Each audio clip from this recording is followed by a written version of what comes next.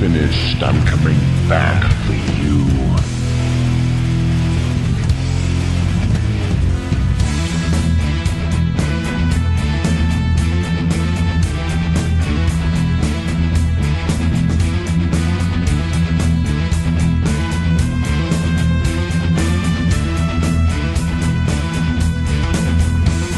If we shadows have offended, think but this and all is mended, that you will but have slumbered here, as these visions will appear, and this weak and idle theme, which will be no more yielding than a dream, but gentles do not reprehend, and if you pardon, eventually we mend, and as I am an honest god, and if we have some kind of dog, if we scrape the chaos slime and hope to make amends in time, else this demon a liar call. So when we finish unto you all, give me your hands and we be friends, and this demon shall restore amends.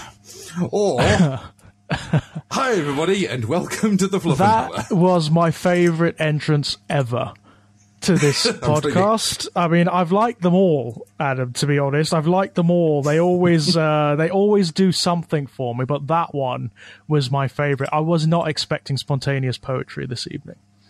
Well, yeah, let's try and be a bit classy, a bit of the bar. Well, considering the subject matter this evening, and considering that we're exploring literature, yes, I think that's a good idea. Indeed. Yes.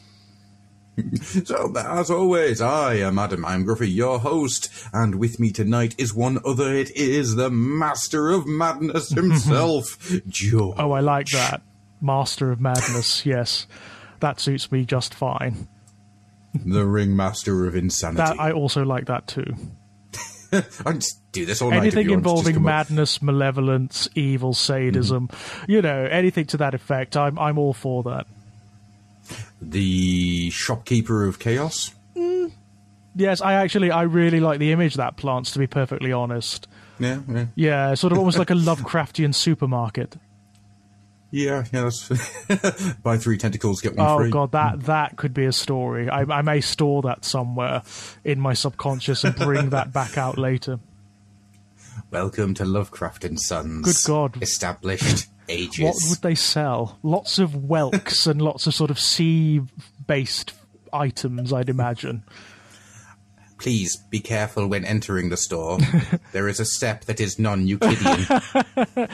Yes, does it have a seafood section? Yes, it does. Yes, it does. Yes, the food sees you and eats you. It's extremely large. By seafood, we mean Raleigh itself. Yeah, although I imagine... Welcome to Lovecraft and Sons. You could actually really offend certain entities from Lovecraft's mythology by having a seafood section. I can't imagine the people from Innsmouth taking that well to it. Would like some frozen deep one. I mean, let's face it, it's practically cannibalism to them, isn't it? It is a bit, isn't it?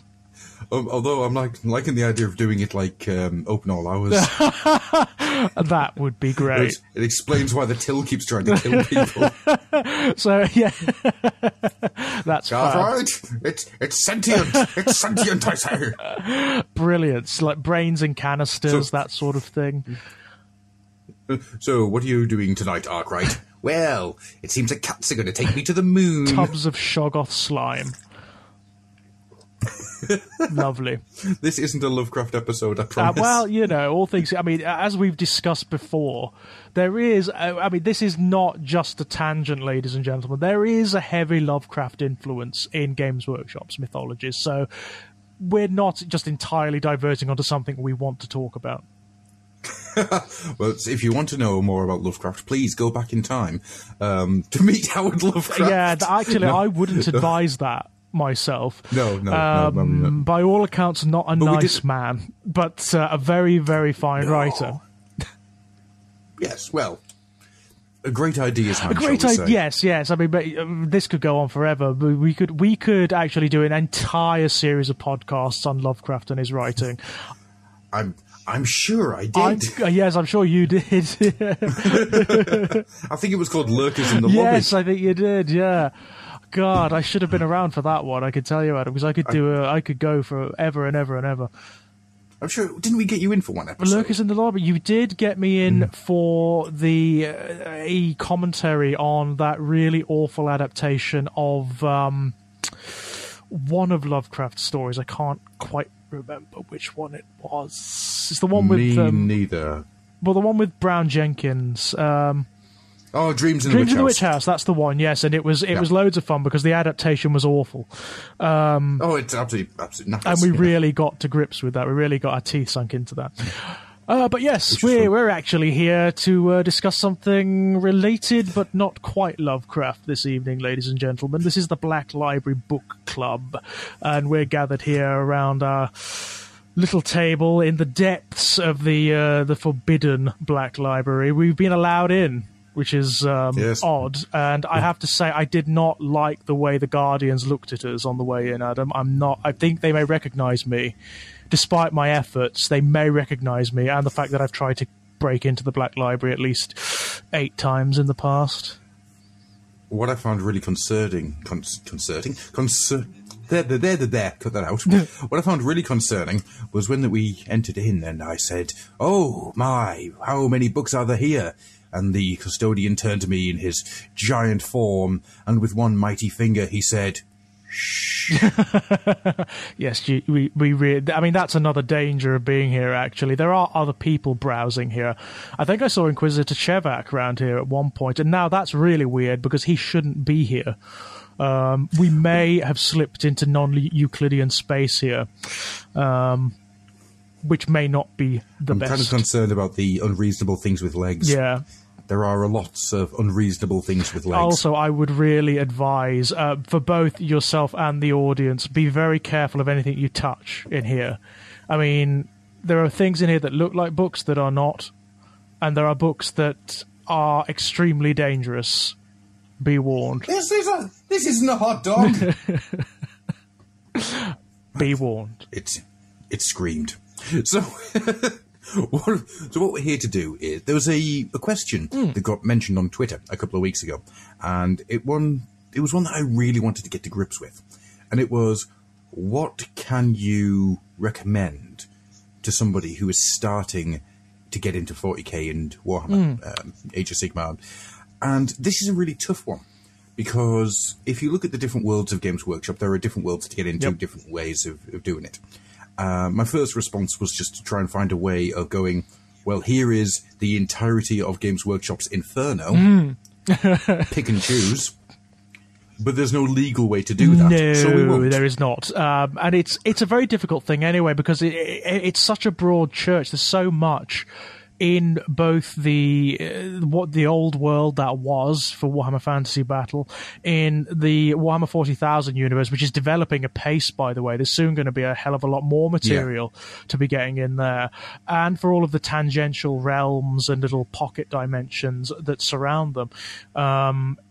Really, getting into it synthetically, like with intention, is actually really hard. I mean, most of us, it is. We came into it very naturalistically as children, and it's usually through something that snares your interest, as we mentioned before. And I think that's the best way to do it. Get one of the army books, and just pick up a White Dwarf.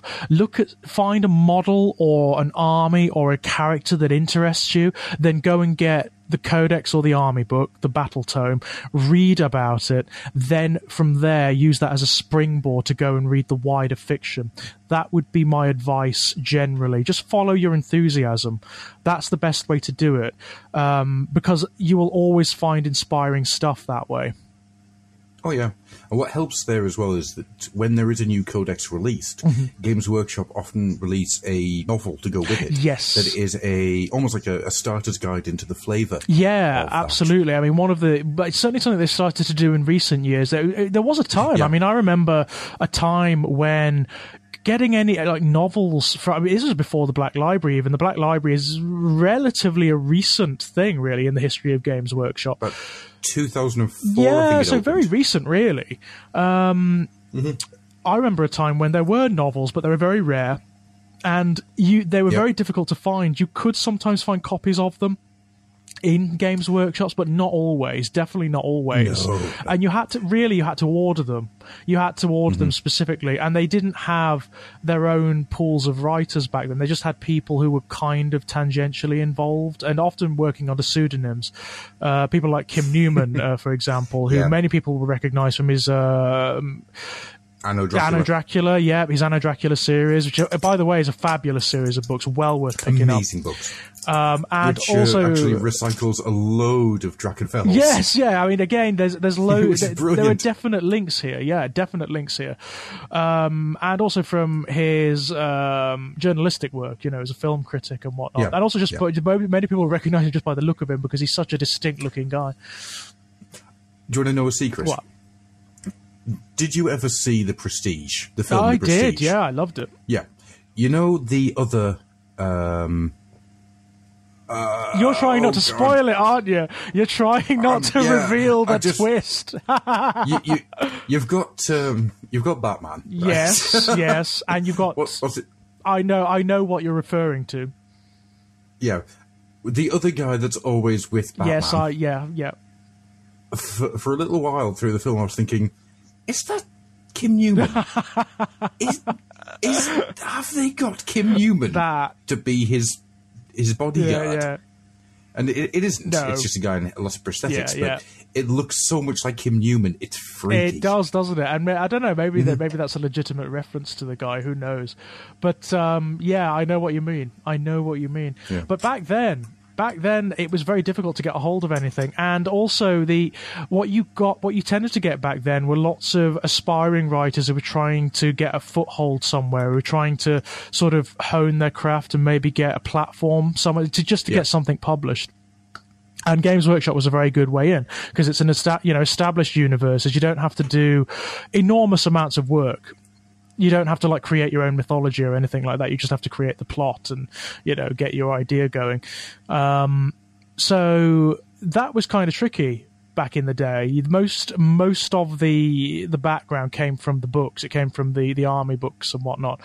It really wasn't until, as Adam said, around the early to mid 2000s when the Black Library really started to take off, when the books started to become much more popular and much more readily available. I remember it wasn't the first one I read, but the first big novel that I read from Games Workshop was Storm of Iron by Graham McNeill. Storm of Iron. I don't remember that Storm of Iron came out around... it was in the wake of the 3.5 Chaos Space Marine Codex, which remains one of Games Workshop's most popular codices. Everybody loves that book. It just raves about it. And what you got around that time were lots of Chaos players, and I mean a lot. Storm of Iron was... I don't think it was Graham McNeill's first book from Games Workshop, but it was certainly the biggest. It was the one that put him on the map. And Storm of Iron was absolutely everywhere. Because everybody liked the Iron Warriors back then. Everybody loved the Iron Warriors for some reason. And Storm of Iron is about the Iron Warriors, Chaos Space Marines. I picked it up almost on a whim. I saw it in the Derby Games Workshop when I bought my 3.5 Codex, and I had some spare cash at the time. Because I just started university. I had some spare cash, and I just picked it up. And I started I didn't expect it. I mean, I've always been just a fiend for all kinds of fiction, just an absolute fiend. I've always got multiple books on the go. So I thought I'd just try it. I didn't expect it to be amazing. I expected it to be a bit of a sort of like a pulpy kind of what I would call a chocolate bar book. It's the kind of book that's probably kind of fun. It won't last very long. It won't be that sustaining, but it'll be fun. It's something you read in between other things, like a snack between meals. I really enjoyed it. I was very, very impressed with it. It is pulpy, and anything set in the Warhammer 40,000 universe is going to be pulpy and slightly cheesy to a certain degree, because that's just the nature of it. It's just the nature of the universe. But you know what? For what it is, it's really well written. The characters are very defined. The setting is good. The atmosphere, the tone of the book is great. And it's got some really good characters. It's told largely from the perspective of an Iron Warriors warband in the what was then the present day of the Warhammer 40,000 universe. So it was the 13th Black Crusade, as it was before it was retconned. So it'd rather be the third and a half. Yeah, Black Crusade. it's kind of. I mean, it isn't like it does fit still. You can still read it as part of the 13th Black Crusade because it is its own. It doesn't have any massive relevance for the wider universe. It doesn't it doesn't establish anything massive. It's just a group of Iron Warriors, a war band of Iron Warriors assaulting a planet called Hydrocordatus. And it's about their warsmith aspiring to demonhood and all of his little lieutenants who each command a host of the warband vying for attention and squabbling with one another. And one of them in particular who becomes really significant called Honsuo, who is a hybrid. He's a Chaos Space Marine and he's very young compared to some of the others. He was actually created from stolen Imperial Fist gene seed. So, as you can imagine, not well liked. He's kind of the whelp of the group, or he's regarded as the whelp of the group, even though he's entirely capable. I mean, he's aspired to the status not quite of warsmith, but of the leader of a war band within a wider host, you know? So he's not, he's capable, he's entirely capable, he's not very well regarded because of his tainted gene seed. And it's largely told from his perspective and how he interacts with the other Iron Warriors and how he engages with the politics of the war. That's what really impresses me about it more than anything. I mean, there is a lot of bolter porn in it. There's a lot of bolter porn. And this is something you'll find a lot, ladies and gentlemen. If you read any of the Warhammer 40,000 books, you'll find there's a lot of bolter porn. There's a lot of action. There's a lot of actual warfare. Sometimes painted broadly, sometimes told intimately, but they're very action oriented. But what interests me about the book more than anything, as is the case with a lot of the Black Library books, is the quieter moments. It's the character moments where you get a perspective on these guys. They're not just the villains of the piece. The Iron Warriors in Storm of Iron are genuinely aggrieved. They have an axe to grind with the Imperium and the Emperor. And one of the things that it goes out of its way to paint is that these guys, for them, the Horus Heresy never ended. Okay. They've been fighting this war for 10,000 years, but it's been an ongoing war. This is just the latest skirmish in it. And over those 10,000 years, their bitterness and their grievances with the Imperium that was and the Imperium that is have developed and grown into this almost religious mythology that defines every aspect of them. It's really fascinating, really interesting, and that's kind of where I came in terms of the fiction. Okay. I'm sorry, I was actually just listening to you talk. Yeah, there sorry. No, I mean that's. I need to read. Yeah, this. It's good. It's a good book. It's the kind of thing that expanded the universe massively in my mind because it includes so much incidental and totally redundant detail, like little sci-fi details, you know, about stupid stuff. Like there's one of the Iron Warriors commanders who is. He's not a Khorne worshipper, but he is obviously within the grip of Khorne worship. You can of Khorne's favor. You can tell just by the way he acts. But he has these indentured slaves who help to polish his armor and help to maintain it. And it's really bizarre seeing him interact with these characters. Really strange. But because there are these interpersonal relationships between them and these intimate moments where they're sort of disengaging his armor from him. It's bizarre, but I love it. I absolutely love those moments. Yeah, that's one I've never read, and I'm going to have to dig out now. That surprises me. Because it is. So far in the show, you've got me to buy another book. Thanks, yes. George. Thanks. But as I say, ladies and gentlemen, that was kind of my way in. That's what got me buying the Black Library books, or certain Black Library books. One of the problems with the Black Library, and I imagine one of the things that many people find intimidating is because it's such a vast publishing house. You have lots of different writers writing about lots of different things, and their styles differ. Some of them are undoubtedly more capable writers than others. So there is a sense that if you're going in and just buying a book, then it's pot luck. You know, it might be good, it might be not. So I would advise, if you do like the look of a piece of work, go and take a look at reviews of it before buying it. That would definitely be my advice. But you mentioned getting into the fiction. And one of the things I was going to mention was the Conrad trilogy. I don't know if you've ever read that. I haven't read the Conrad trilogy, no, but I've heard of it. Right. The reason I was going to mention it is because it goes through a lot of the old world. The trilogy of books, it starts off in like the middle of the Empire, and it goes right the way out almost to the Chaos Wastes. Then it goes to Kislev. Then it comes right back to Middelheim. Well, if I remember correctly, weren't those books? Many of the locations in that book were actually. They originally occurred in those books, didn't they? And they fed into the wider background. They actually became parts of the old world map. Yeah, that's exactly correct. Because what this book actually was, it was the first book that spun out of the Warhammer Fantasy roleplay, as it was back in the day. So it was the building all of that, which the roleplay then used to build up the world. So it used existing stuff and then built out. So it's really interesting stuff. There is a slight problem as the books themselves, to a 30-plus-year-old that I am, let's not say any more than that, they are terribly written. Yeah. They are god-awful, which is annoying because when I was a kid, I fell in love with these books. Yeah. The story of Conrad, who is actually a terrible, just awful character, who ends up then being an offspring of Sigmar. Yeah, of course he does. But they do it in a good way. He doesn't become, I'm an offspring of Sigmar, and then flies around.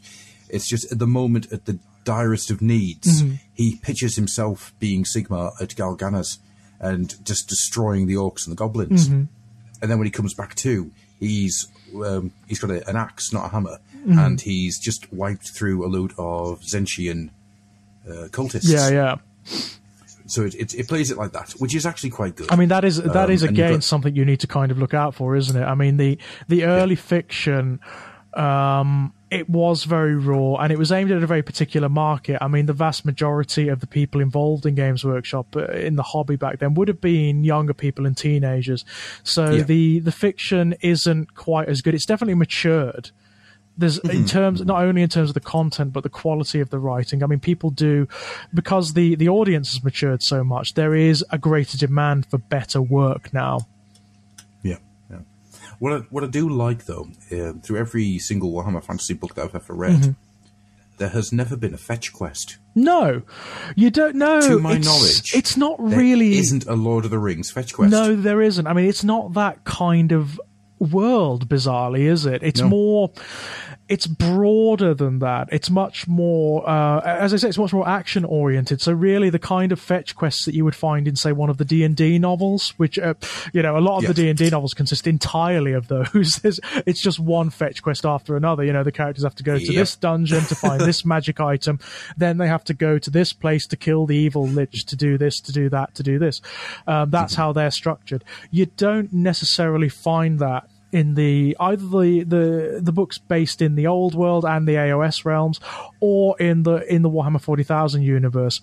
What you do find are rather expansive pieces of work. I mean, certainly more recently, what they tend to do is expand hugely on the very broad strokes that you find in the army books and in the codices. I think that really started when the Horus Heresy series kicked off. It seemed like the entire ethos of the Black Library shifted then.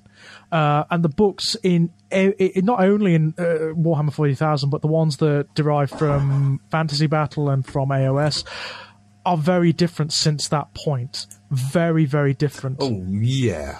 Very, very, very different. I mean, the whole thing with the Horus... I mean, a lot of people will have come into the fiction through the Horus Heresy, no doubt, because that is their biggest selling series. That's the one. I mean, if you really want to get into it, if you really want to learn about, certainly the background about Warhammer 40,000, but also if you want to find some of the best examples of work, and sadly some of the worst, then the Horus Heresy series is it. again, I think after Storm of Iron, the book I bought after that, which was some years later, really, was Horus Rising, which is the first book in the Horus Heresy series. I bought Horus Rising, False Gods, and the what's the third one? I think is it Galaxy in Flames, the third one? No, Galaxy in Flames is a short story. No, collection. I can't quite remember what the third one was, but the third one, those first three are the first books in the Horus Heresy series, and they're essentially the history of the Lunar Wolves, who will then become the Sons of Horus, who will later become the Black Legion. And it's about Horus's fall from grace. And what they do, and they were massively surprising to me when I first picked them up and read them, massively surprising, to the extent whereby I read Horus Rising, put it down, and I remember being in like a slight kind of flustered by it, at how different it was from what I expected it to be, that I picked it up and read it again directly after.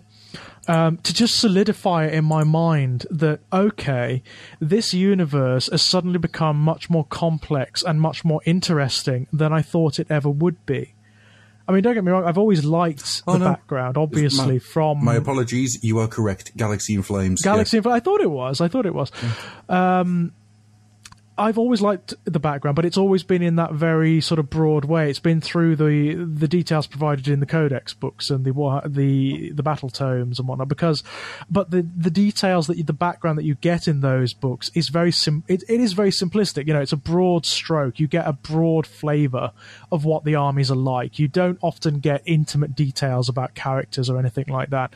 What the Horus Heresy books do is they simultaneously expand the background enormously, but also refine it. They focus it right down so that you get intimate details about how characters that you may not have known a great deal about, who are just names, really, or archetypes, you get to learn how they operate. You get to see them interacting with one another, and you get to see them not just in battle, you get to see them in repose, you get to see them at peace, you get to see them talking with one another and engaging in... The one thing that really shocked me is how nice Horus is. Yes. What a good guy Horus is. What a really genuinely pleasant, nice, lovely guy Horus is. I think one of the first descriptions you find of him, he's playing a joke on somebody. He's like laughing at somebody. And it's really bizarre. It's really strange. It humanizes these massive mythical characters, the Primarchs, and lends them layers of detail and flavor that they wouldn't have otherwise had. I mean, Horus, up until that point, had no character at all. Really. No, he was just the snarling bad guy. Yeah, he was the villain. He was the villain, and that's it. He was the big bad.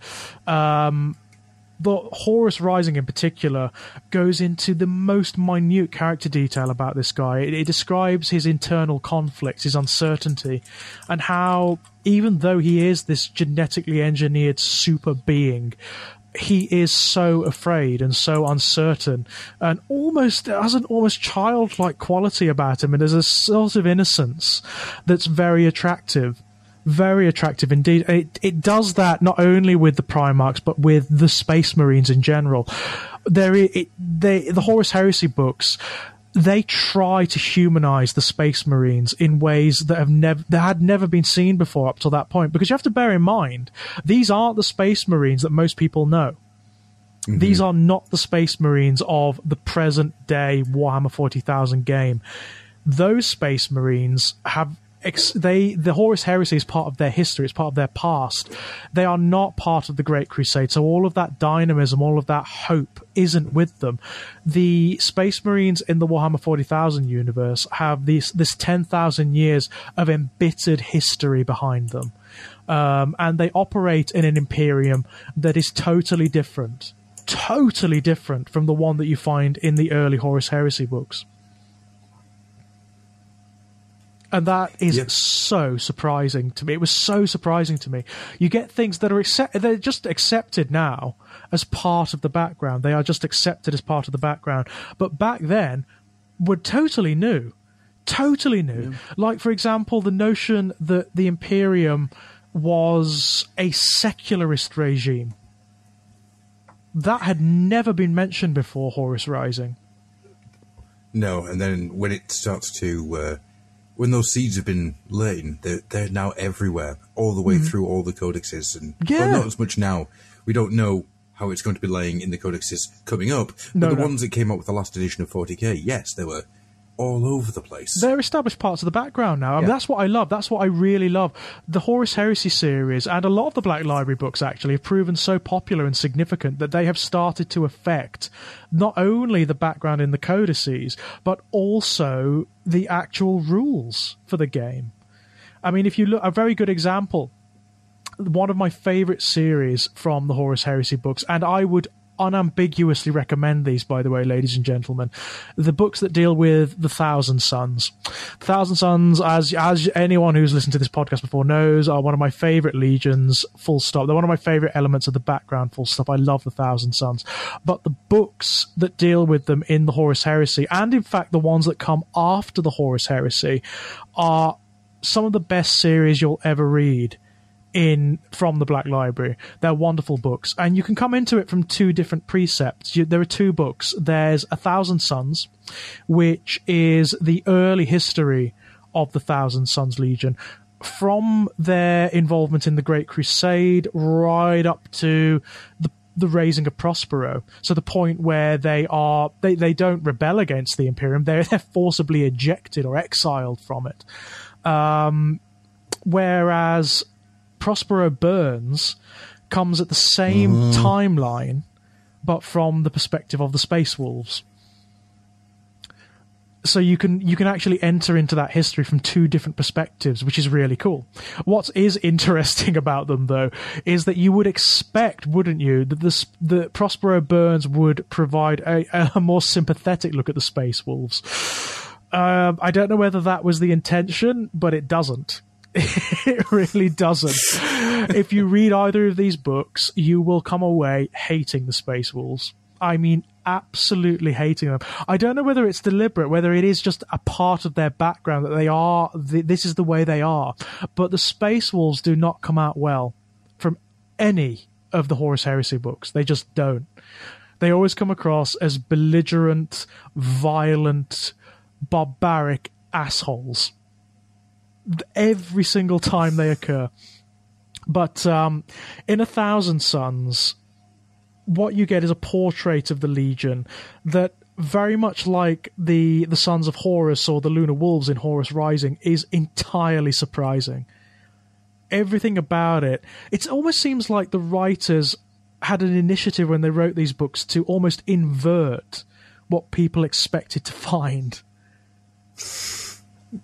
Yeah, that's very true, actually. That you go into a lot of the Horus Heresy books expecting to find the dark guys going evil, but what you honestly find is a lot of these people become tainted by their own inquisitiveness or their own passions. By their human sides. Down the road. Yeah, it's by their human sides. I mean, this is something I certainly find. Maybe it's my biases, because I'm always for the bad guys, ladies and gentlemen. I've always,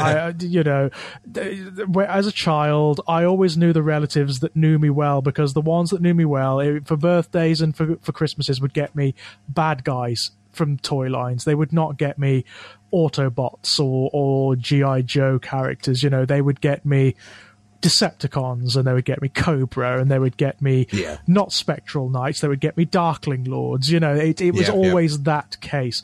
I've got an enormous soft spot for the bad guys. The Devil has the best tunes. The Devil has always had the best tunes. What I love about the Horus Heresy books that explore what will eventually become the Traitor Legion, so really the baddest of the bad. I mean, in many instances, they become characters that are aware of their own malevolence and have made a kind of ideology out of it, almost like a faith out of it. But they are before their fall to damnation, these characters are often the most sympathetic, they're the most human of the Space Marine legions, and they are often not damned by any particular fault of their own. It is very often circumstance that leads them down that route. Yeah. I mean, the Thousand Sons, one thing that A Thousand Sons makes very clear is they don't really have a choice.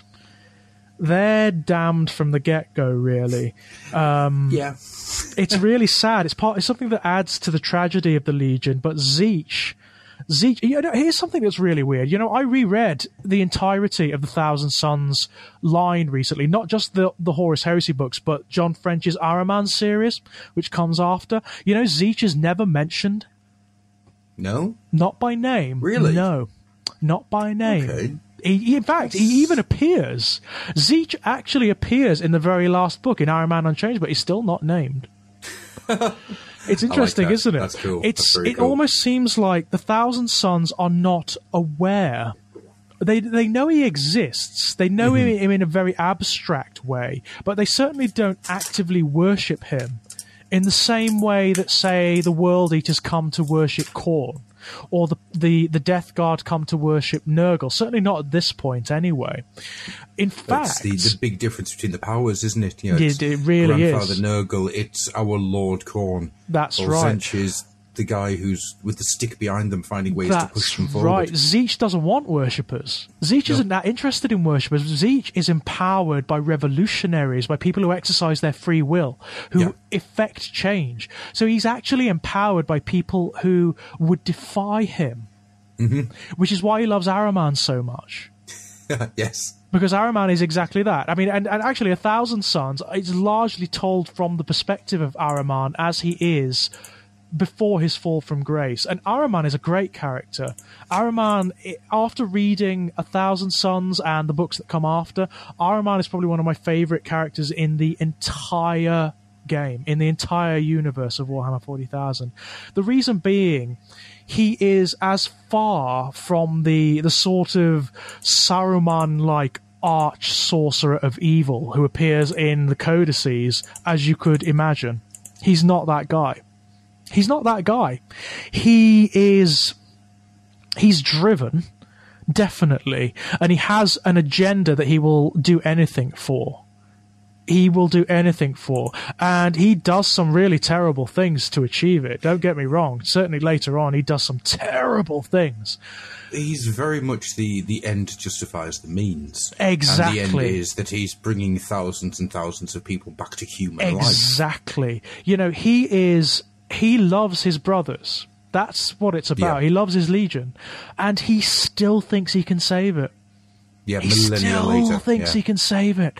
It's amazing. Early on, in A Thousand Sons, he's a fantastic character. He's very human. Yes. Very human indeed. He is a very powerful sorcerer. And one of the things that A Thousand Sons establishes is that the Thousand Sons in general, they operate on a level of perception that makes even the other Space Marines seem like children. Their psychic capabilities and their intelligence, the things they know about the hidden mechanisms of reality of this universe, make them almost semi-divine. Mm-hmm. Even in comparison to the other Space Marines, but even given that, they can't help themselves. I mean, it's a very despairing look at the whole universe, really. Even given that knowledge and that power, they end up in ultimate states of disgrace and damnation. It's really sad. Yeah. It's really sad. And as someone who knows this back, everybody know. I'm not spoiling anything because everybody who's in this universe knows the story of the Thousand Sons, and everybody knows the raising of Prospero, the flight to Sorciarius. Everybody knows all that. What this book does is takes that very familiar story and then inverts a lot of it. It completely upsets most of your expectations of it. For the most part, the Space Wolves are the bad guys. They very much are. Which is a fascinating way of doing it. It really is. The worst you can say of Magnus and the Thousand Sons is that they are blinded by their arrogance, and that is definitely the case. That is definitely, if they have a flaw, it's hubris. But you know what? Even their hubris is motivated by the very best of intentions. Magnus and the Thousand Sons, they are idealists. even above and beyond the Emperor and the people who are working to create this new imperium, this new regime of man, they are idealists. What they want is to tame the warp. What they want is for humanity to ascend, and they think that they can guide humanity to this metaphysical ascendance so that human beings become the ultimate masters of the warp and thereby become something else. They become something beyond human, and they believe that the Emperor represents this. So that's what they're aspiring to do. They want to help. They want humanity to be better than it is. But it just so happens that they may be blinded by that ambition, by that desire. And the universe itself, as it's set up, defies that ambition. Yeah. It's really sad. It's really sad.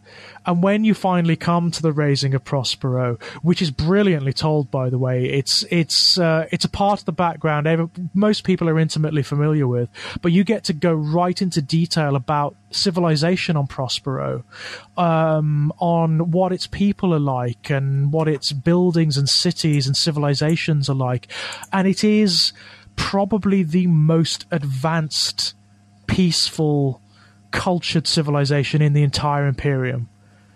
It's what the raising of Prospero, what the writer tries to echo is the raising of the Library of Alexandria. It's the fall of Arcadia. It's Constantinople. It's Atlantis.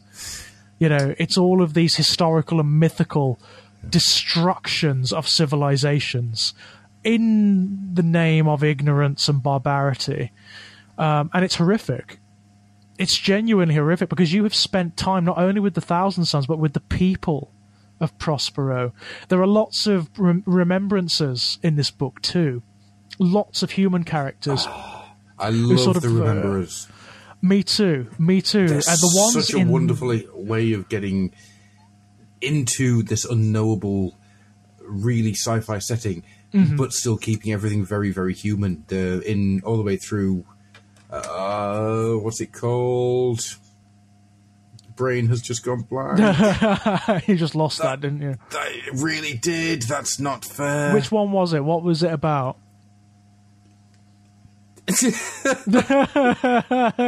Oh, this is ridiculous. Oh, I've actually forgotten the Primarch's name.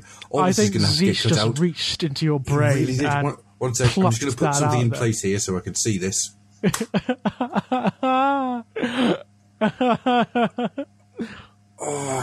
goes freaking out, little Horace.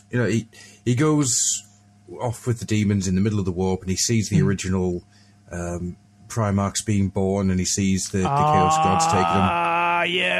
Yes. What's it called? The book. I cannot remember the book in which that occurs, but that does occur in The Last Heretic.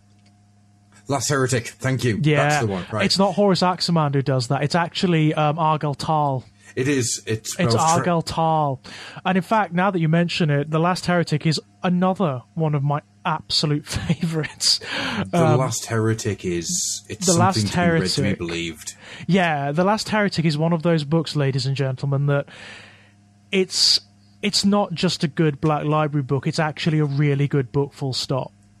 It's beautifully written, and it's one of those, like a lot of the really good books from the Black Library, it goes into very great detail, not only into the history of this universe, but the metaphysics of the universe. If you want to understand where the heresy began and why, you need to understand that you need to read this book. And you also need to read it to understand the metaphysical dynamics of this universe, because you learn it. You learn it as the Primarch Lorgar and his legion learn it, in all innocence in many respects. They don't go out expecting to topple their father's work. That's not what they intend. The word bearers are portrayed in this book as considered metaphysicians and scholars, not as fanatics, not as mindlessly authoritarian slaves who bow down and worship anything they can find. That's not the case at all. Although that is how they've been portrayed up until this point. Again, another really good example of how these books invert expectation. In fact, up until reading this book, I hated the word bearers. Yes. I hated them. Same, yeah. I hated them. They represent, in the way they're portrayed in the general background, they represent everything I hate in humanity. You know, there's this ideological extremism, dogmatism, the imposition and enshrinement of absolute ideals. Everything I loathe. That's not what they're about. Not at this point. That's not what they're about. They are portrayed as considered metaphysicians who are seeking after truth, meaning, and poetry in a universe that is set to defy it. That's what they're doing. And when there are these wonderful moments, as Adam was just describing, where there is a sort of a subgroup of word bearers who are sent into the Eye of Terror. It isn't called the Eye of Terror at this point. It's just a big warp storm, you know? Yeah. But Lorgar sends them in. And by all accounts, they are lost in that storm, but from their own perspective, for centuries. Yeah. A long, long time. And while they're there, something very peculiar happens. I don't want to spoil it too much, but there's a moment in the background that's very, very key, where the Primarchs are scattered from beneath the Emperor's purview. They're actually taken from him at their moment of gestation and scattered across the universe. You find out how that happens in this book.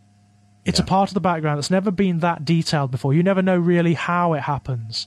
Here you do, and you find out who's responsible for it as well. Mm-hmm. And that is really fascinating. It's really fascinating. You find out that it's actually a bit of a paradox. Yes. It's really bizarre. And you get a real sense of how atemporal the Chaos Powers are, how they perceive things outside of linear time. It's not a case of cause and effect for them. You get a perspective on how truly divine they actually are, the extent of their power.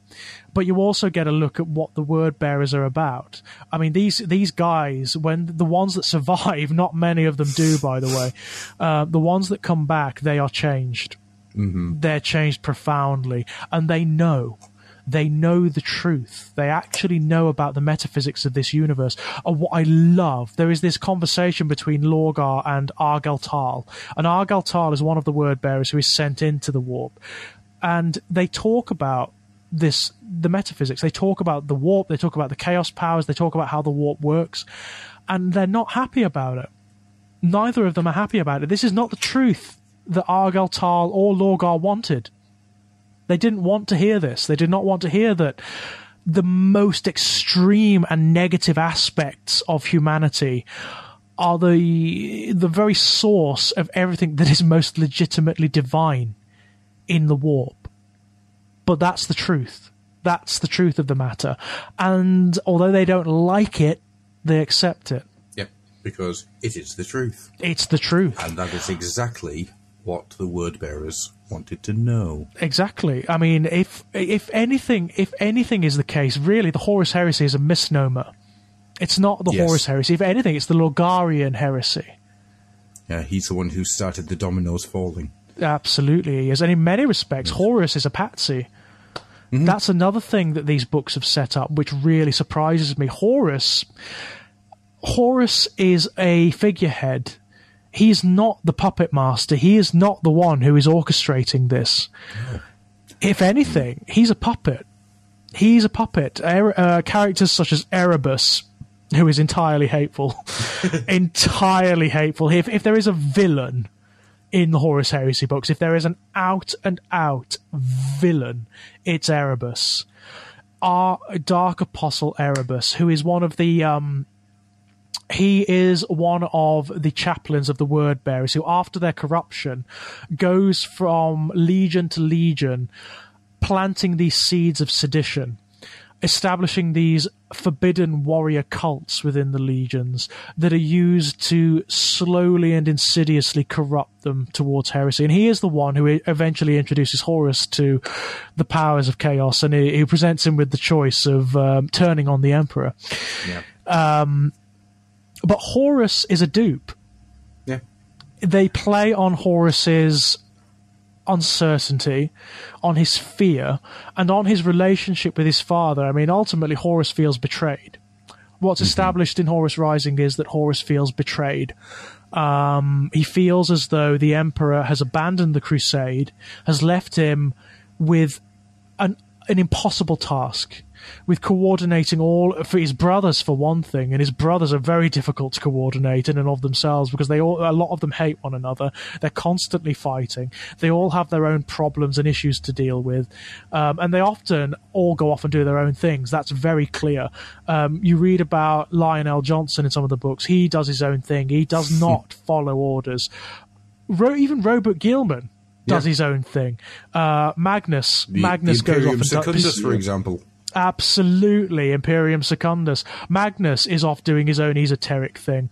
Fulgrim off doing his own thing. All of them. It's like herding cats. And this is the job that Horus has been given, and this is before you even factor in all of the far-flung worlds that the Imperium has brought under its purview, all of the what will become the Titanicus legions. Before you've got the Adeptus Mechanicus, you've got the what will become the Imperial Guard regiments, or the Imperial Navy and Army. All of these things he has got to coordinate. He is the War Master, and it's too much. It's too much for him. It should never have fallen to one guy.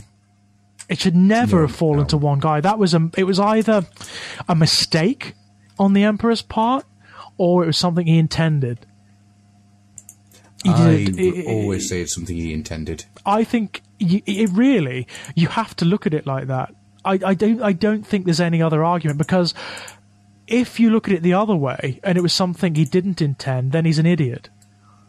He is. Yeah. It conflicts massively with his portrayal as this semi-divine being who has been alive for centuries, who has seen all this. He knows more about humanity than any other entity alive, because he has seen more or less all of human history and has precipitated and orchestrated a hell of a lot of it. It does not chime with that character for him to be that stupid, to be that ignorant of the consequences of his actions. The same is true with regards to his actions towards Lorgar and towards Magnus the Red, and towards Mortarion and Angron. All of those Primarchs who are driven to heresy. It seems as though the Emperor does something towards them that sparks it. There's a particular encounter, or there's a particular event that pushes them over the edge. And I can only regard it as deliberate. Yes, it is. I will not argue that point. It is. So, we've been going for a little while here, so I've got a question. Yes, of course. Go ahead. And that is, first of all, can you name all of the book titles you've mentioned? Horus Rising, False Gods, Galaxy in Flames, Ahriman Sorcerer, Ahriman Exile, Ahriman Exodus, Ahriman Unchanged, 1,000 Suns, Prospero Burns, The Last Heretic. That's it. You've. I think that's all of them. Storm of Iron. Storm of Iron, of course. Yeah. That's all of them.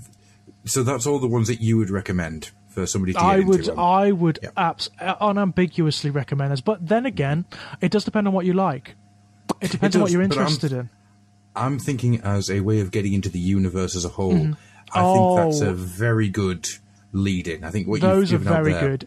And in particular, out of that lot, if you're going for a lead into the universe, Horus Rising, Last Heretic. Yes, completely. Those are the ones you want to read, and from there, lots will blossom. You will want to go out and read more. You'll definitely want to read Betrayer, about the Word Bearers and the World Eaters. You will definitely want to read that book. You'll definitely want to read all of the books about the Sons of Horus, and you will certainly want to read about the Thousand Sons as well. Oh yeah, yeah. So I've got something I really want to go into now. Please feel free. I think I've waffled on for long enough there. I'm really looking forward to. And that is, I've got a two-part conversation to start off. Okay. The first up is that the Warhammer world. Mm-hmm. If you're wanting to get into the Warhammer world, it's a little bit difficult, stroke really easy right now. Yeah, it's an odd one, isn't it? Because it is. Because where do you want to start? Yeah, exactly. Do you want to actually go back into the Warhammer world and learn of it all, or do you want to go through into Age of Sigmar and get started there? So I've split this into two parts, and I've got a very simple way of doing it. If you want to get into the Warhammer world as it is now, Age of Sigmar is definitely where you need to start to go. And that is going to be 2 books. Mm-hmm. One is called Pestilence. Pestilence is the story of a group of Skaven who have kidnapped a city. Yeah. The city is attached to a gigantic worm, this giant, foul, bile-encrusted creature that is so large that the human population of the city have funneled out the spikes and the hairs on its back and made towers out of them. Brilliant. It's that big. That's an awesome concept. I love it. It gets better. Because there are two separate Skaven clans, both from Clan Pestilence, who they both have the same patron, being a demon, a vermin lord, who is getting them both to do his bidding, whilst also getting them to turn on each other on a fairly regular basis, so they can all find the Book of Plagues, which is an old Nurgle artifact from the old Warhammer days. So that's actually survived. It survived and is kicking about. Excellent. The story progresses along as the human-ish characters, the Stormcast, appear to try and take back the city, and then the Lizardmen, the Seraphon, turn up, and you start to get an idea of how the Skaven mind works, how the cold inhumanity of the Stormcast, and what the hell the Seraphon are. Yeah. Until this point, I didn't get what the Seraphon were. It's difficult to pin down, isn't it, exactly what they are now? It is, because in the book, throughout their Warhammer armies, their battle tome, they are memories that are stored in basically spaceships that are then dropped onto Earth when they need to be used. Yeah, yeah. One of the characters is a Cold One, which is a giant leader, lizard man. And he remembers every death he's had. Right. So he's alive. He's just got a body like a demon's. It's made of starlight. So when they die, they explode into starlight and go back up into the heavens. In the same way that the Stormcast die, lightning goes up into the sky. God, that's a really interesting way of moving them on from being just the lizard men, isn't it? It really is. Wow. So there's a skink who's a little tiny lizard man, and he is the voice for the Slan, because the Slan can't speak. They can speak, but it would take a couple of 100 years for you to listen to what they have to say. Yes, because they're more or less immortal, aren't they? So it takes a long time for anything to happen. Yeah, but much like the Ents, they are big, slimy Ents, and you see from the skink's point of view that he knows exactly what's going to happen here. When he dies, he'll go back up, but he doesn't care because he can't die. Even when he dies, he can't die. Yeah, wow. Whilst the Cold One, the warrior, he remembers dying but doesn't remember getting here. Oh. So there's different layers of memory that the Slan are letting them have. It is a lot of really interesting stuff, and all this is taking place on the back of a giant worm. Wow, I really like that. That's such cool concepts, you know? Well, this is how Age of Sigmar works. It's smacking the concept as hard as possible, but also keeping a lot of really interesting fantasy going underneath it. Yeah, like high fantasy stuff as well. It's high concept, isn't it? I mean, it's a far cry from what you actually got in the fiction of the old world, to be honest. Yeah, because the old world is much more grounded. Although it was a fantasy world, it's much more grounded in a kind of historical setting, isn't it? Yeah, well, it was Middle Ages Europe. Yeah, all the way through. But we'll get to Whereas that very AOS shortly. is prog rock album cover. Oh, it is, and it's beautiful. I love it. I mean, don't get me wrong, I do miss the old world, but nothing. Those books haven't gone away. No, I can still read them, so that's fine by absolutely, me. yeah. It's just a different world. And I prefer fine. the realms. I've got to say, I prefer the realms. I love the realms. The realms are amazing.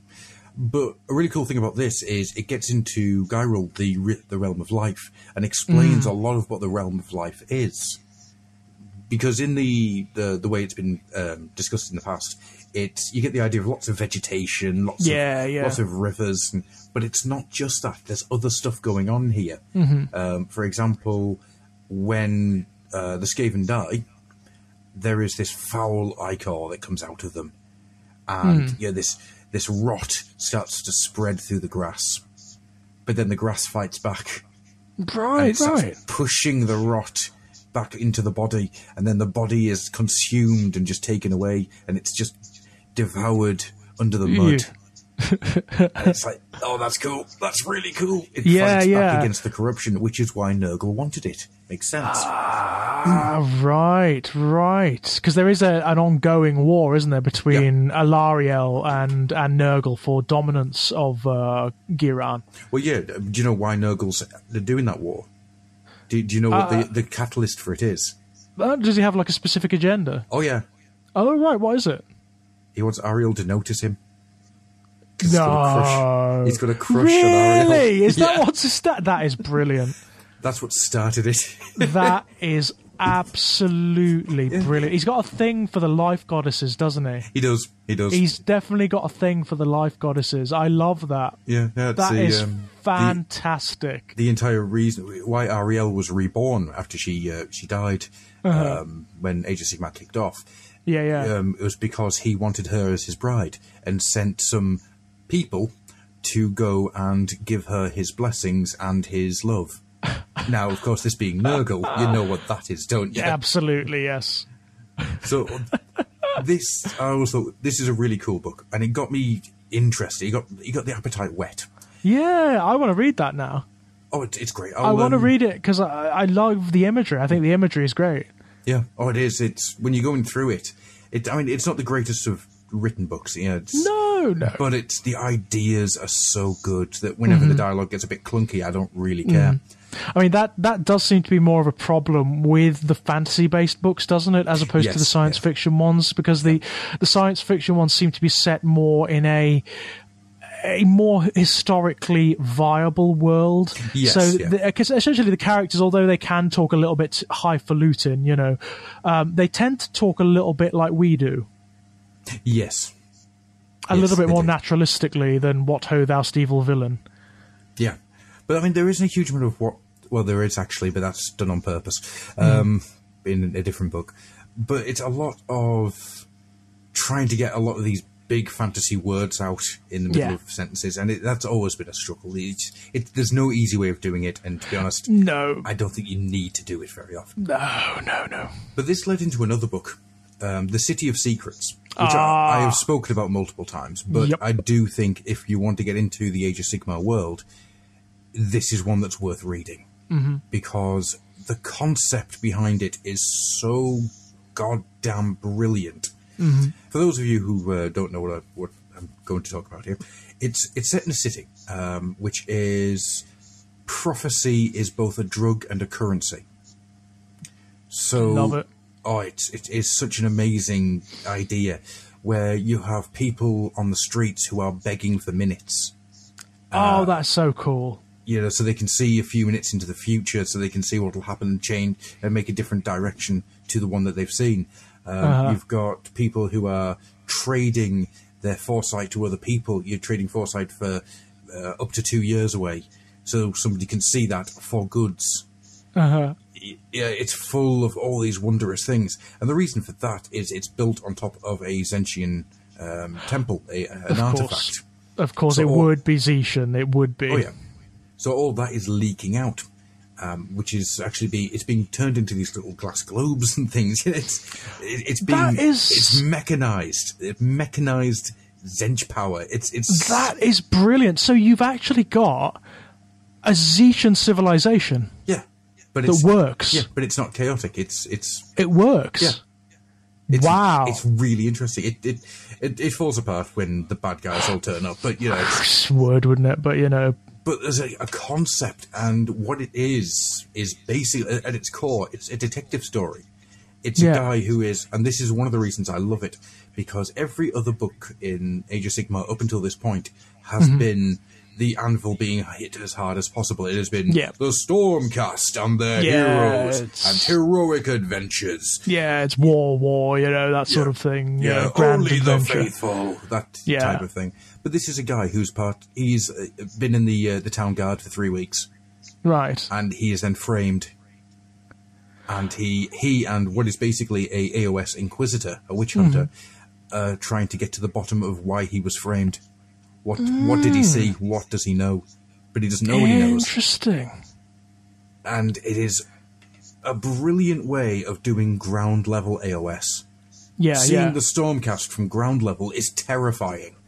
Yeah, seeing them as the almighty heroes in all of their books, it's that you forget that they are meant to be quite scary. They are monstrous. Yeah, you see it from this guy's point of view, and he comes up to like the belly button on one of these guys, and he's just looking up at this thing. This Stormcast is just this giant, haughty creature that looks at him like he is nothing. Yeah.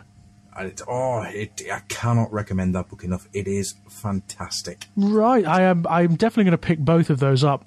Definitely, because I really like the sound of that. I mean, I imagine this would be a very good way, as you said, of getting into AOS on the ground level, because part of the problem with AOS is because it is a relatively new system. It's difficult to get a bead on sometimes. It's difficult to get a bead on like exactly what is happening or what the status of this universe actually is. Yeah, it is. It's because certain things aren't fleshed out yet. The realms themselves are still a little bit... They're inchoate, aren't they? Yeah. They're still very much in flux. Yeah, I mean, the Realm of Death is one that I really want to try and get my teeth into to try and work out what it is. Because absolutely. They mention there's just people. There are just people living there. Yeah, so I understand. There are like kingdoms in the Realm of Death. Yeah. It's I can imagine... I mean, from what I understand from reading the earlier background about what Nagash got up to when he he slipped through into the realms, he went through all of the underworlds of various mythologies and killed and devoured their gods of death, and became the ultimate god of death. So now all underworlds, anywhere where, apart from the ones that are ruled by the chaos gods, where dead people go, where dead souls collect, they're under his purview now. They're under his jurisdiction. So I can imagine... Sorry, go on. No, you carry on. I can imagine the realm of death being massive. Yes. I mean, being massively expansive, but largely being structured like certain mythological underworlds. So maybe like Hades... maybe one of them is a bit like Dante's Inferno's Hell. Yeah. Something like that. There's one of the audiobooks, and I can't remember which it is. It's Stormcast meet von Karsten, and they go hunting for Nagash. It's the hunt. Is this Vlad Nagash. von Karstein? Yes, yeah. Yeah, because Vlad does not like him. Yeah, it's actually called the Hunt for Nagash. Right. And when they get to the Realm of Death, it's a little bit... They don't get into it, because it's all underground and caverns and things. Yeah. So they're not actually seeing the entirety of the realm. But when Nagash turns up, he is absolutely beautiful. He is just... There's two words I want to use, and I'm not going to use them because they are disgusting words, but when it comes to Nagash, it's the only way to describe him. He is absolutely unstoppable, and he hates the Stormcast. Hates them because they keep dying, and they don't come to him. Yeah. So there is a definite tension there between Nagash and Sigmar, isn't there? Oh, yeah. And it's beautiful. So so essentially, Sigmar has stepped on his toes. Yeah. That's his realm. That's his purview, and Sigmar has taken that away from him. And and so he keeps one of the Stormcast in a flux between life and death. That's cruel. In a little jar. So I like that. So yeah, the City of Secrets and Pestilence are the two I would recommend to get into Age of Sigmar. If you want to go back, though, into Warhammer Fantasy Battle itself, I cannot recommend anything more than the Felix and Gotrek saga. The Felix and Gotrek books. So right back to the very beginning. Then. Oh, yes. I mean, some of the very earliest books that were ever released. Yep, they from were. Games Workshop. Some of the earliest books and some of the last. Because those books end just as the Warhammer world end. Yeah. They actually end with... cool. Yeah, it is. It's beautiful because I like to think of Felix and Gotrek being the history of the Warhammer world. Yeah, the bookends. Yeah, they are. They start off very much in 80s Games Workshop Warhammer, right up to the point where everything ends. I mean, they go through 3 authors to do it, but... they would. They would. I think there's 12 books. God, really? Is there that many? Let me just double check. I will tell you in just a moment. That is amazing.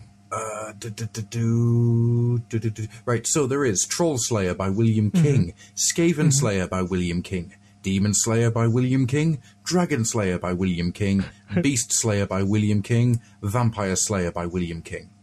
Oh, and Giant Slayer by William King. So that's the 7 that are the William King ones, which are very pulpy, very fast, very easy to read, very fun, really fun. Yeah. Then Nathan Long takes over from that point, and you have Orc Slayer, Man Slayer, Elf Slayer, Shaman Slayer, Zombie Slayer. Sounds like a pattern here, ladies and gentlemen. Oh, yeah. Then that pattern breaks with Josh Reynolds' The Road of Skulls, David Gilmer's City of the Damned, Josh Reynolds' The Serpent Queen, then back with Kinslayer by David Geimer, and then Slayer by David Geimer. Yeah. Which is August 1997, right the way through to May 2015. And that doesn't include all 17 short stories,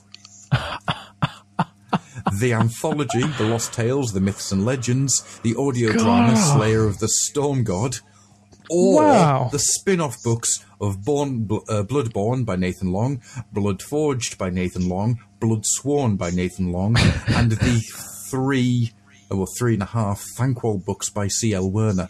The Thankwall books. Yes, of course, because Gotrek and Felix have a particular thing with Thankwall, don't they? Well, Thankwall thinks they do. They just keep accidentally stopping his plans. They just happen to be around, don't they, when he's doing something nefarious. How many times do Felix and Gotrek meet Thankwall? Any ideas? No idea. Twice. Is that all? Yeah. That's really funny because from his perspective, they're marketed as his arch enemies. Yes. Yes, they are. But they only come face to face twice. Once in Nuln, and then the second time where he's lost everything and he just comes at them and say, "You who have destroyed me, you who have done all of this to me." And Felix is like, Do we know each other? Do I know you? Have we met before? It may be a bit of a racist thing or a speciesist thing. Maybe all Skaven look the same to Felix. Yeah, because most of the time, like when Thankwall tries to steal the dwarf's Zeppelin, right? That happens in the background. Yeah, because he's a Skaven, he doesn't go into the fight. He stays in the background. Yeah, and tries to load of course. So Felix and Gotrek don't ever actually know he's there. Poor Thankwall. Yeah, I love Thankwall. He's close to my heart. I'd assume you got the End Times book. Yes. Yeah. It's good, isn't it? They hit Illustria with the new moon. miniature. Yeah, of course. The new miniature of Thankwall and Bone Ripper. Yeah, absolutely beautiful. Brilliant. I love his Warpstone horns. Yes. Yeah. I loved that. I thought that was a fantastic little motif for the character. I wish that the Clan Skiri battle tome would just get out, because I want a Skiri army. It will eventually. It will. So I mean, So fabulous. sorry, I think we've got a little bit of a delay going on here. Yeah, no worries. Go ahead. So that's the Felix and Gotrek books. Now, how do you describe the Felix and Gotrek books? So, it's the story of a dwarf, a slayer, Gotrek Gurnisson, who has done something in his past where he feels he cannot ever be forgiven. So he shaves his head, becomes a slayer, and goes off to find a noble death. In death, his crime will be forgiven. Felix is a rich, womanizing, drunken poet who has a history of making terrible mistakes and should have really been a merchant. However, he was saved during the window tax riots in Altdorf, got absolutely wrecked on Dwarven Ale, and swore a blood oath with Gotrek to record his doom. When he sobered up, they were 400 miles away from Altdorf, and he had no shoes. But what's quite cool is, over time, you start to see Felix and Gotrek are friends. There is a gulf of difference between them. I mean, Gotrek is an unknowable. Being a dwarf, he is totally unknowable to Felix. But there is a lot of respect between the two. And when things start to happen where you start to think, hang on, how are they still alive? Not just because they keep doing these fights, but they have been going for this long. When that question gets brought up, the answer is a very interesting one. And as I say, as much as they start off very, very pulpy, Trollslayer is a collection of short stories that William King wrote over 10 years. You know, they went into White Dwarf, went into the Warhammer Fantasy Battle, all that roleplay and all that type of thing. And then the second one was actually two short stories he'd written, and then he wrote another load of short stories to go around them.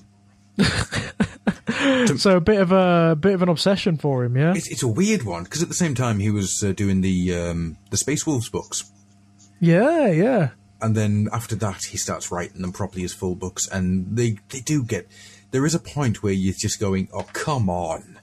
Yeah. There is nothing bigger than what you've just killed. They cannot go any... I mean, I think it's like Dragon Slayer, isn't it? It is. I mean, at that point, I mean, you have to go God tier then, don't you? Well, no, what they do is they bring it back down again. They bring it back down, yeah. Beast Slayer is Beast Slayer because it's an entire Chaos Horde. Yeah. And weirdly enough, Beast Slayer is the beginnings of the end times. Right, that's where it starts. Yeah. It was released in September 2000. Right. So about the time when they would have been laying the groundwork for something that happened times. 15 years. Well, 12 years later, 13 years later. How weird's that? And then the Vampire Slayer, it becomes a bit more of a personal death. Giant Slayer, back to the big. Orc Slayer goes weird. Manslayer is fun. Elf Slayer is odd. And it just keeps going like that. And it just... Nathan Long finds different ways of doing stuff. I do kind of miss William King's style of writing when Nathan Long takes over. The pulpier style, funny. It's really easy to read, great fun. Very 1980s, It's beautiful. But it's also very funny. That's the thing that I really like about them. They are really funny. Another one for Warhammer Fantasy Battle world, the old world, is one called Silver Nails. Now, Silver Nails. We talked about this guy a while back, actually. Jack Yeovil, also known as Kim Newman. Ah, yes. Because Kim Newman had an idea for a fantasy book, and somehow people let him write it. Because this is the story of Filthy Harold and Dickon of Green Dock. Yeah. Brilliant. It's a pastiche of Dixon of Dock Green involving werewolves in Altdorf. Awesome. And that's a brilliant one. So there you go. So that's the ones I wanted to bring out and talk about a little bit. The Slayer series, I can't recommend enough. They are so much fun. Even if the world has gone away, they are just perfect examples of the old world. quite a lot of variety in that series as well, because you have obviously a very long-running series that runs through different incarnations of Games Workshop, through decades, with various different writers adding to it. So that would be interesting in and of itself to make almost like a study of. Yes, I think it would. Actually, that's not a bad idea. To see how the style has changed and the kind of fiction, how even the world has evolved and transformed over time. You've given me an interesting idea there. I might just do that. And the last thing I was going to bring up... Actually, no, before I do that. The Slayer series, Silver Nails, and of course, if you know me, Drakenfels. Yeah, everyone must read Drakenfels. It is fantastic. And then from Age of Sigmar, Pestilence and City of Secrets. But those two I'm definitely going to get. But there is something else I wanted to mention. Because it's not just books that you can read about the 40k and fantasy universes. There's also some comics. Yeah, there's been quite a lot of comics, actually. And I'm going to mention 3 of them, because I think these 3 are exactly what a Games Workshop comic should be. Now, they're all 40k, which is a bit of a shame, but... They get the 40k comics are better. They are a lot better. So the first one is Blood Quest. It's fantastic. It's a really good series. Yeah, well, this is what I mean. It's not that it's a good Warhammer comic. This is a good comic. No, it's a good comic. All 3 of these are good comics. The idea of this is that a Blood Angels captain, Leonatus, was given a weapon called the Sword of Belerius. It's a... Shall we just call it the magic MacGuffin for this? Yeah. It was nicked by an orc, which made Leonatus become dishonoured and then exiled. So he and his team, his loyal soldiers, travel the universe to try and get this sword back. All a ragtag band of misfits they are as well. Yeah, they are. And this quest takes them through an orc warg and right into the Eye of Terror. Mm-hmm. And it always upsets me that it never got made into a film, because it was going to, and they started work on making it into a movie, but it never ever got made. Never came off, did it? It would have made a very good film, actually. Yeah. It is very filmic anyway. It is massively cinematic. I like the art style as well. I mean, one of the things about the comics that were produced by Games Workshop is that there's lots of people who have worked on 2000 AD. Oh, yes. So the artwork is very familiar to a lot of people, and it works so well for this universe. That style of art works so well. I'm so glad you mentioned the 2000 AD style of art, because that's where I'm going next. Aha! Kev Walker, Gordon Rennie, and Cal Richardson's Demon Fuge. That's stunning. That's another really good series. Nuns with Guns. Yeah, Nuns, Guns, and Gasoline. It's... How do you even begin? So... we discover that there was a Sister of Battle. She was the sole survivor of 12,000 from a slaughter that happened on the planet Parnis that was there to destroy a demonic infestation. An Inquisitor, Silas Hand, comes to see if she has been tainted by chaos, and that's why she survived. But she isn't. She's actually 100% pure. Mm-hmm. But the Inquisitor doesn't believe this. And it's the story of her, the Inquisitor, and a troop of Sisters of Battle going off to try and work out what happened. Yeah. It looks like a dream that goes into a nightmare at times. There's some real good imagery in Demonifuge. Some really lovely imagery. It looks just... There's no words to describe it. It does look dreamlike. Everything is very Baroque. It's very... almost medieval in its stylings.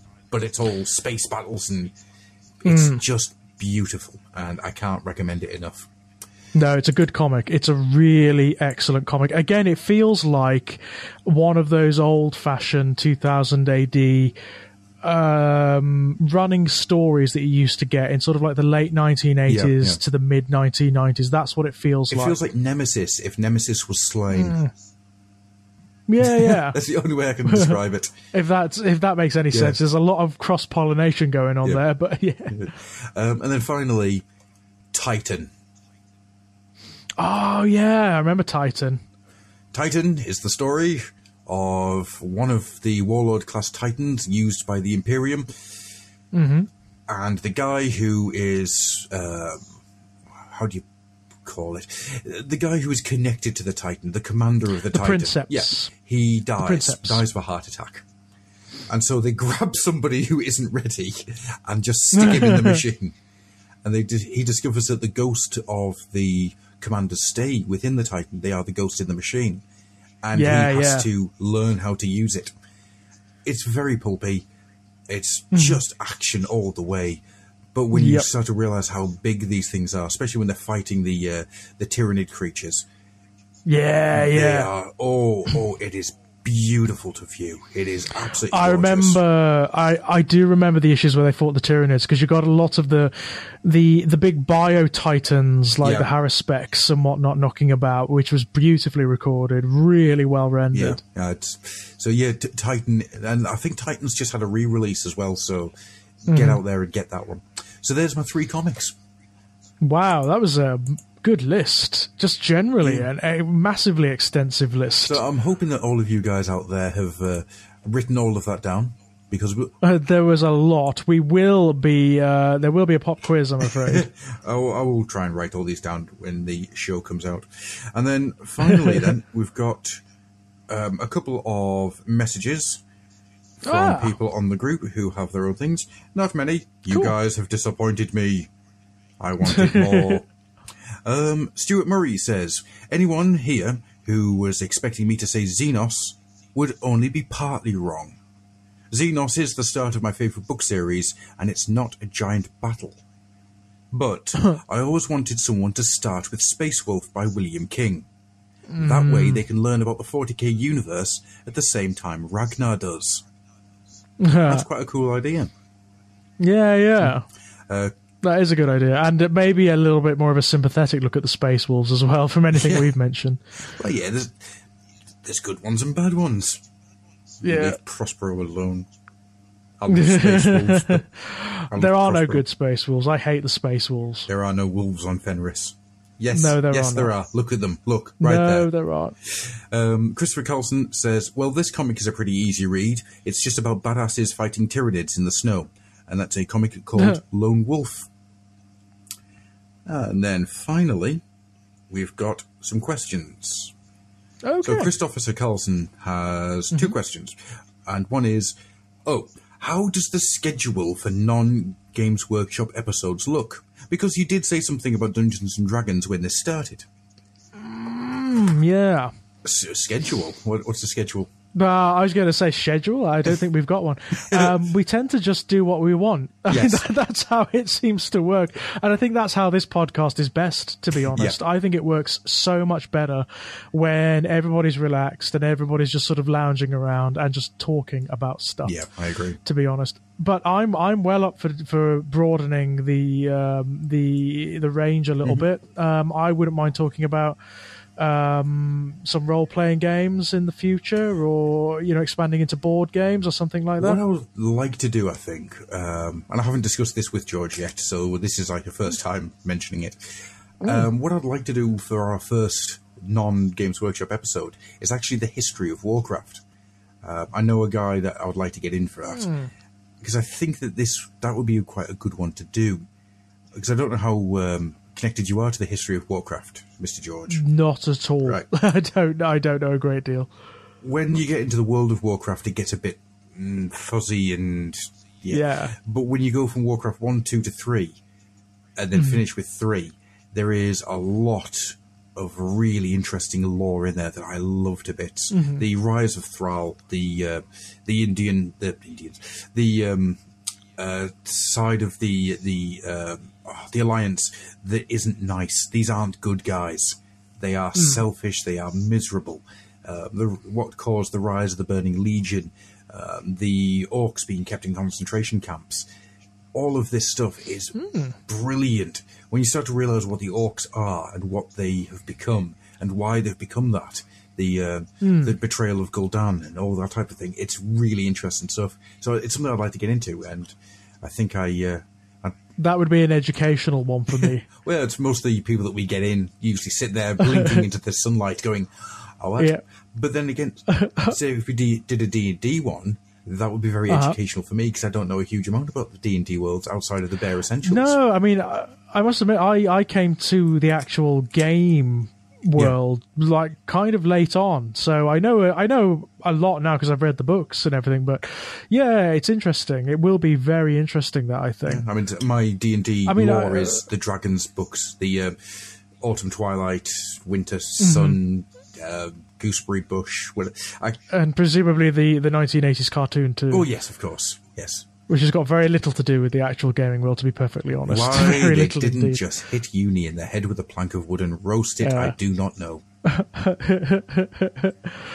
There is an unofficial ending to that series. Is there? You know how they... Yeah, you know how they never got home? Yeah. The whole thing was about them trying to get home from the D&D world, essentially. Yeah. If you ever play Baldur's Gate 2, Shadows of Arm, which is it's a D&D game.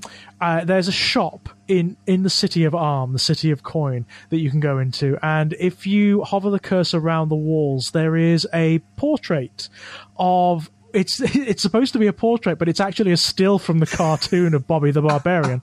And if you hover your cursor over it, the text appears that says, a tapestry depicting a barbarian boy from another world, believed to have been devoured by the dragon Tiamat. Oh, that's good. So there you go. That's very good. That is the unofficial ending of those adventurers from another world. They got eaten by Tiamat. You just reminded me of the Dragon's Graveyard. I love that episode. Yeah, Tiamat still gives the chills. Although, the way they portray Tiamat in the cartoon is not how she is in the actual world. She's not a dragon, she's a goddess. Yeah. She is a dragon. I mean, she is a dragon. In fact, the look is absolutely right. That is what she looks like.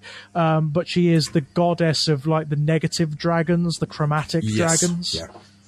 Actually, there's what. If we got into that, this would go for another couple of hours. Well, that's one thing about the idea of doing a History of Warcraft one. It has to be very careful because it's very easy to get sidetracked into what the dragons are. They're elemental gods. As it is in almost every mythology that involves dragons, quite frankly. Yeah. He also asks, but to get back onto topic, best start collecting box. And he wants one for both AOS and 40k. I think the best start collecting box for AOS, in all honesty, I think it's the Iron Jaws. The Iron Jaws. For 40k... I think the best start collecting box. It's very difficult actually, because it depends on what you want. Yeah. It depends on what you want. I mean, I would be tempted to say the Chaos Space Marine one, but it's not, because the Chaos Space Marine one, unfortunately, is full of loads of old models, which is a real shame. The Eldar ones are good. Yes. The Eldar ones are really good, actually, and the Necron ones are good. Yes, that's true. And all the Demon ones are excellent. Well, actually, I was going to say the Demons of Zench one is probably... I've just got that. That's it's really good. It's good value for money. It's got beautiful sprues, not just for like assembling the miniatures, but just as bits. Yeah. If you just want to get it for conversions, it's absolutely wonderful. I'm currently in the process of combining the flamers from it with Exalted Sorcerers to make my coven for my Shattered Suns, Thousand Suns Space Marines. I'm trying to think which one it is. The Malignant Undead one is pretty damn good, just because you get the Terrorgeist with all the different options. And you do get a lot of skeletons. Like that. And if you're clever, you can actually double the amount of skeletons you get in that pack. Yeah. If you're very clever with how you assemble them, if you have some of them coming out of graves... Ding, ding. Yes, they're very forgiving in that way, aren't they, skeletons? They really are. In fact, the undead in general are quite forgiving in that regard. After that, I can't think of any others. All of the demons ones are excellent. Yes, they are. They are. All of the Demons It ones are good. upsets me that there isn't one for the Caradron Overlords yet. There will be, and that's why I haven't bought them yet. There will be. I'm not buying them until that comes out. Yeah, there will be, and it will be excellent value for money, I'm sure, because they all have been. I have to say they've knocked off a significant amount from the price. Well, you think about you usually get one big creature in it, and that big creature is going to be between 30 and 40 quid, and the Star Collecting box is 50 quid. Yeah, it's decent. It's well priced. It's ridiculously good value for money. He also asks what the worst one is, and there I don't know actually. Chaos Space Marines, I'm sad to say. I mean, I love the Chaos Space Marines. They're my favourite, and it's not a fault of the box set. It's a fault of the fact that the miniature range hasn't been updated in donkey's years. So you've got those really old Chaos Space Marines that are not very good. You've got the old Rhino. You've got the new Dreadnought, the new Hellbrute, which is actually a phenomenal kit. It's one of my favourites in all of 40k. That's good, but you may as well just go and buy the Hellbrute. Yeah. Quite frankly, it's not a very good set. The Seraphon, actually. The Seraphon Star Collecting, because the Skinks and the Lizardmen have not been updated in donkeys. No, they have not. And they look old. Yeah, they do. They do look quite old. When I was building them up, it felt old. Mm-hmm. Yeah. So although I do feel sorry for Khorne players in that regard. I mean, they've still got those old Khorne Berserkers, which God knows. I mean, I was still in high school when they came out. That's 20 years ago. Yeah, bloody hell. It's a long time. They were one of the very earliest examples of those modular kits. They were, yeah. Because they did them, and they did those original modular Space Marines. That's right, I loved those original modular Space Marines. They were so good. I did too. They were very, very good kits. Well, they were based on the old RTB01, weren't they? The old Rogue Trader box sets. Because there was that horrible period in Second Ed where they just sold identical miniatures, just plastic box sets of completely identical, almost one-piece miniatures. And then you got in around Third Ed, you started to get these wonderful modular kits again. Yeah, I love them. Which has been the style since. And I would love to get hold of that original Space Marine box set again. Oh, the RTB01 just to have it, you know. Yeah, that would be nice. So many beaky heads. I love beaky heads. Lots of beakies, lots of beakies. Beakies are great. I want one of the original Chaos Dreadnoughts, you know, the ones that's based on a snake. Yeah. I would love one of them. I would love one, but they're kind of tricky to find these days. And the Imperial version is even worse. Yeah, you're not going to find one of them, I'm afraid. You're not, no. I'd love to get hold of the old Space Crusade Dreadnoughts again. No, you might be okay with that. You may have to buy the entirety of Space Crusade. I'm okay with that. But you might be okay with that. I'm okay with that idea. So I think we should get out of here, fella, because this has gone on for quite some time. I think so. We've done all right there, I think. We haven't done too badly. No, at all. Is there anything you'd like to quickly pimp out then, my fine fellow? Oh, yeah, as always, you can find my literature and fiction at www.strangeplaygrounds.com. There is now a new version of Strange Playgrounds out, if you'd like to go and buy that from my Amazon page. Ooh. Yeah, it's essentially the same book, it's just a reprint, republishing. Right, okay. You can also get a Mobi version of it, an ebook version of it. And there's also my new project, which is in confabulation with the photographer Nick Hardy, Born in Blood, which is going to be several volumes of Nick's photographs and my short stories, all proceeds from which will go to mental health charities, which can also be bought from strangeplaygrounds.com. And you can also find me on the Twitter page Enigmatic Elegy and the YouTube channel Exaggerated Elegy. I think you've done that just to confuse me. I'm sure of it. Yes, I did exactly that. That's exactly why I did it. I would say, please, guys, go out there and get yourself a copy of Born in Blood.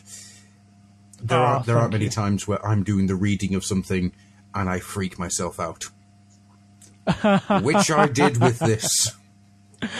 Good. That's exactly my intention. As for myself, you can find me here. You can find me at The Creeks. You can find both these shows at www.oldoilhouse.co.uk or thefluffenhammer.weebly.com or thecreeks.weebly.com. You can also find them on YouTube at my personal YouTube channel, which is youtube.com/growthlock. You can find all of my audio readings books there as well. You can also find my work at rivetedsounds.co.uk, where there is multiple things up. There is a sale currently going on where you can get Mean Streets, the history of the 2D fighter, for just £1. You can get Philip K. Dick's We Can Remember It For You wholesale for just £1. There is loads up there. Go and buy, my little chickadees. And that being said, I think that's everything. It's nearly 10 o'clock. I'm ready for a cup of tea. And thank you very much, George. Oh, my absolute pleasure. Time to close the doors and reinvigorate the seals and wards of the Black Library, I think. So. There is a guy over there in a big robe who is telling us to shush. By shush, I mean pointing at some kind of Eversole sniper rifle at us. So I think it's time to go. Okie dokie. Time to move on. Time to move on, I think. Thank you very much, guys. Good night. Bye-bye. In this town there lived a ganger by the name of Nocturne Red. Many judges tried to take him, and those men of law were dead. He was vicious and augmented at the age of 104, and the notches on his last locks numbered 10 and fourscore more. 10 and fourscore more. Now the stranger started showing there to all the folks around. A strange brooch of foreign metal got the guy in silver bound. He came here on bitter business to leave all the sinners dead, and on the list of purged was the name of Nocturne Red. The name of Nocturne Red. Wasn't long before the rumors were relayed to Nocturne Red. But the ganger didn't worry, he would leave the Quister dead. 90 men had tried to end him, 90 men had made a slip. 91 would be the Quister with the poke gun on his head. Poke gun on his head. It was 37 minutes before the Quister found his prey. They met in a darkened factory where the bravest feared to stray. Scum were watching from the gantries, muted creatures held their breath. They hoped this holy agent was about to meet his death. About to meet his death. There was 40 feet between them when they stopped to make their play. And the swiftness of the Quister is still talked about today. Nocturne Red and Knock-Lid Plasteel, for a bolt shell fairly tore. And the Quister's aim was blessed by our holy emperor. Our holy emperor. It was over in a moment, and the final cleanse began. Mutant scum were cut down, righteous, brightly burning as they ran. For the stranger brought stormtroopers, and the hive had made a slip. None escapes the Emperor's Quister with the bolt gun on his head. Bolt gun on his head. Bolt gun, Mars bolt gun. None escapes the Emperor's Quister with the bolt gun on his head. Bolt gun on his head.